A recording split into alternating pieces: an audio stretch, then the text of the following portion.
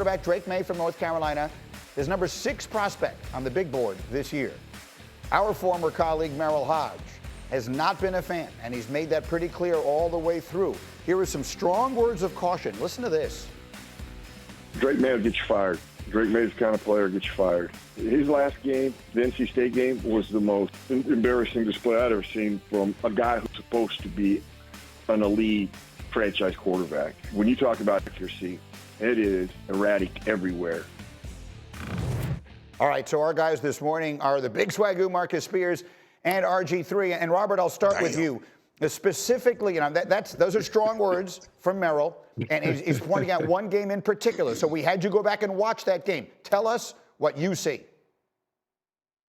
Yeah, I mean, Green, I'm trying to figure out who took a doo-doo on Merril Hoge's front porch because the guy's raining all over Drake Maye's parade.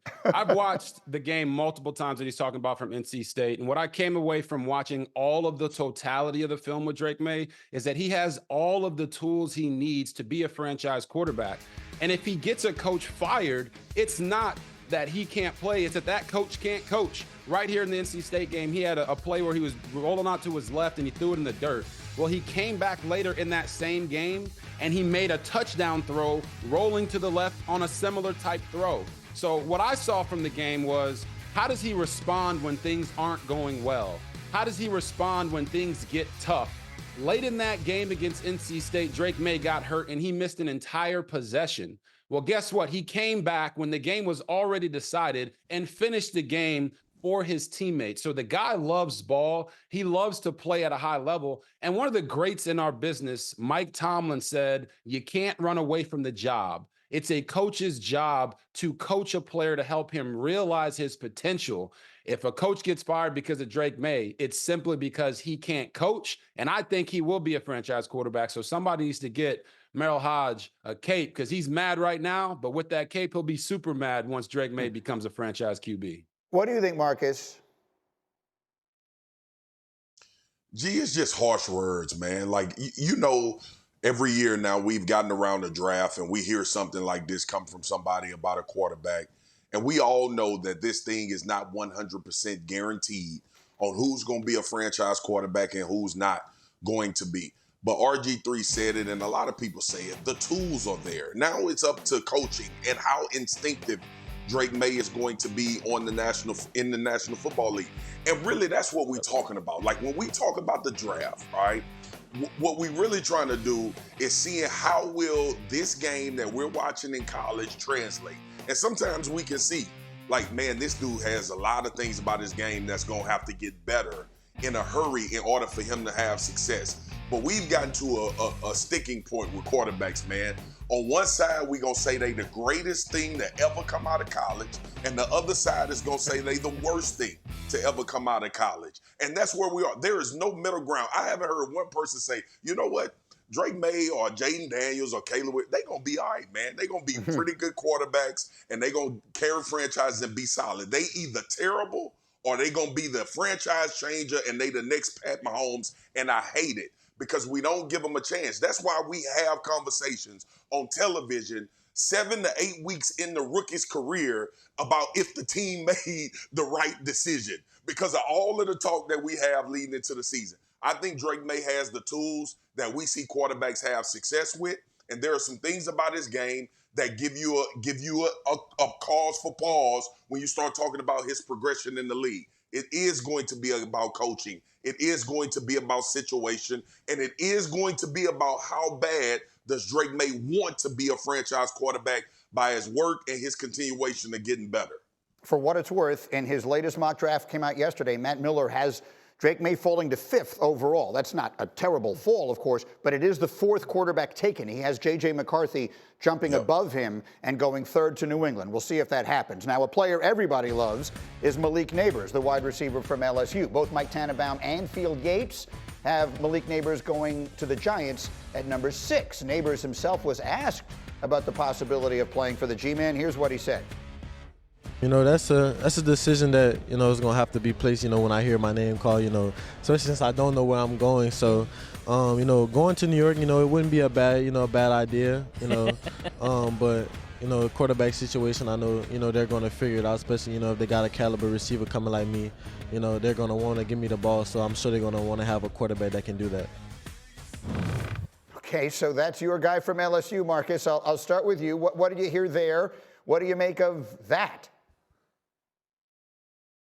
That the Giants need a new quarterback. That's what I heard first from Malik Nabers. But Malik Nabers ain't saying nothing that we ain't been saying after we've had this sample size of what Daniel Jones has been. Listen, here's the thing, man. This is what it's about for Malik Nabers. Malik Nabers is going to be phenomenal in the league. If it's one position that we've been seeing translate out of college to doing the same things that they've been doing, taking it to the next level, it's been the wide receiver spot. Coincidentally, a couple of those guys have come from LSU, but I'm not going to get too far into that. The other thing is this, G. The last 1,000-yard receiver in New York was 2018. That was Odell Beckham Jr. That feels like 6 lifetimes ago. Me and you were 18, G, and I was 12 the last time the New York Giants had a 1,000-yard receiver. So Malik Nabers is not wrong, and if you are going to commit to taking a receiver at number 6, you better have somebody that can get the ball to him at a very high level, because we've seen how a marriage work. Take Mahomes and Tyreek Hill, take Kirk Cousins and obviously Justin Jefferson. No better example than Joe Burrow and Jamar Chase. We've seen what the tandems can be. I know that they don't have a quarterback. And they clearly don't like the DJ that's playing the funky music for him right now. But because of their cash strap to him, at least for this year, they can't cut him this year because he's got a $69 million dead cap hit if they do that. They can't trade him because he's coming off an ACL injury, so he's not a great trade asset.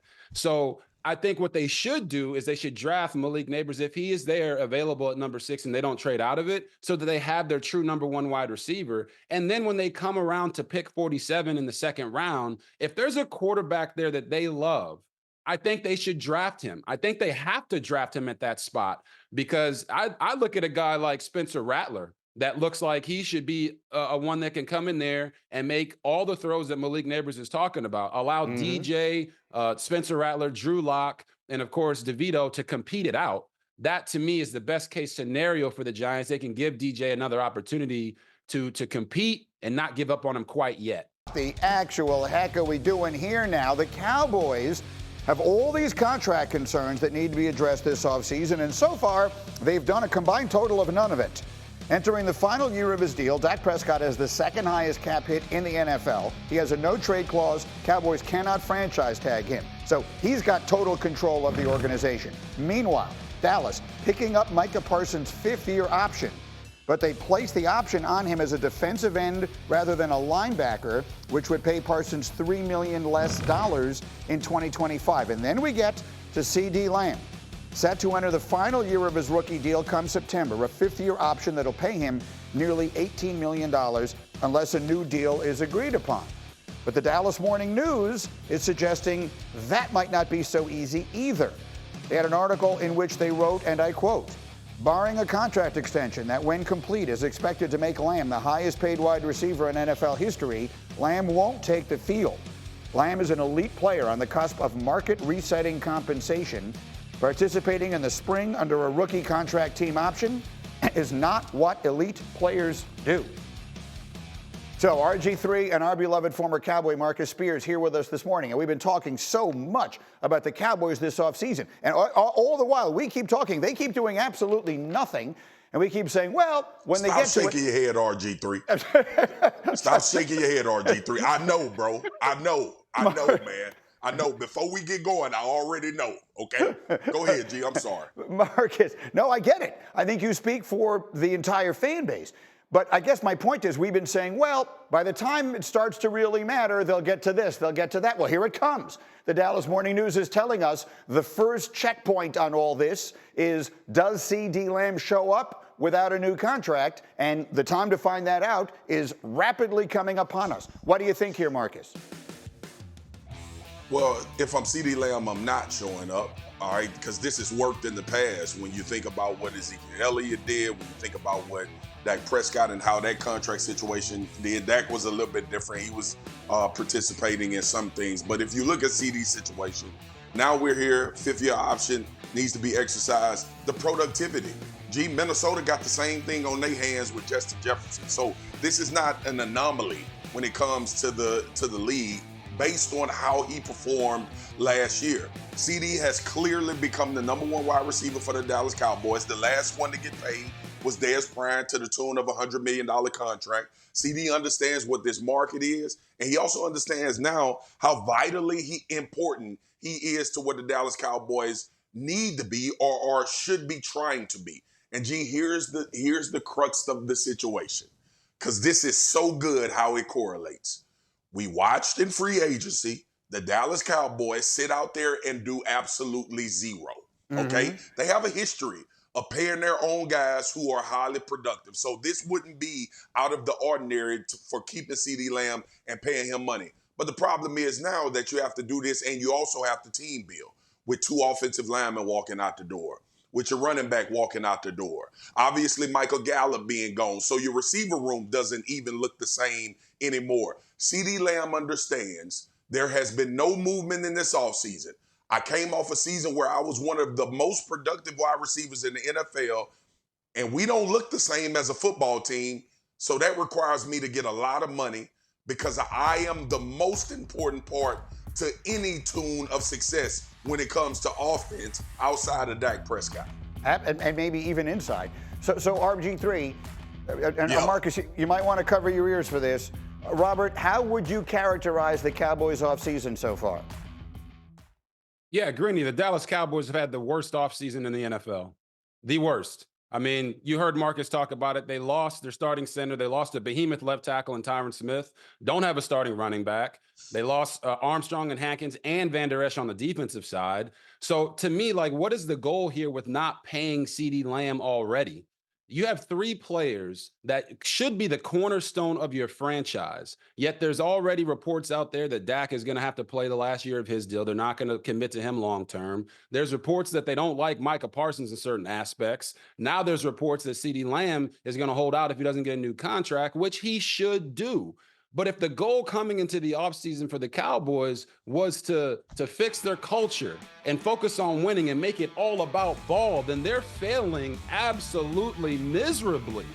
These 3 guys have helped you win 12 games over the last 3 years. I know Cowboys fans have to be tired of this circus and this continual song of dance of just getting attention but not winning when it matters. I would rather the Cowboys just come out and say, hey, all you guys are going to play on your contracts and we're not going to do this whole thing. But in order for the Cowboys to truly be all in, they can't be all out on their 3 best players. I'll put it this way to you, Greeny. The Cowboys right now are acting like a toxic partner in a relationship. You address something with them, they say, I got you. We're going to focus on ball. We're going to clean it all up. They clean it up for 2 weeks, and then they get right back to doing the same dang thing. And it does feel like we're just having another situation where the Cowboys are focused on more things than just winning. Marcus, rather than angry, you look somewhat resigned. I'm trying to, you have the most expressive face in sports television. That's what I'm reading from you here, big fella. The hardest part for me, man, is that, and you know this, Michael Greenberg, and you know it's serious when I call you your whole name. Brother, I've been talking about this for the last 3 years. Yeah. I've been talking about Dallas really going after trying to win a championship for the last 3 years. Every free agent period that has come up since I started doing NFL football, and we've been talking about Dallas, I've been waiting on them to make the move. Every time, bro, they draft well. Their players that they draft, they do a hell of a job for this football team. That is not going to win a championship. And it feels like RG3 sat on me on Monday night with me on Monday Night Countdown when we were having this discussion. I said it didn't matter who the coach is. It matters about what they do in the offseason.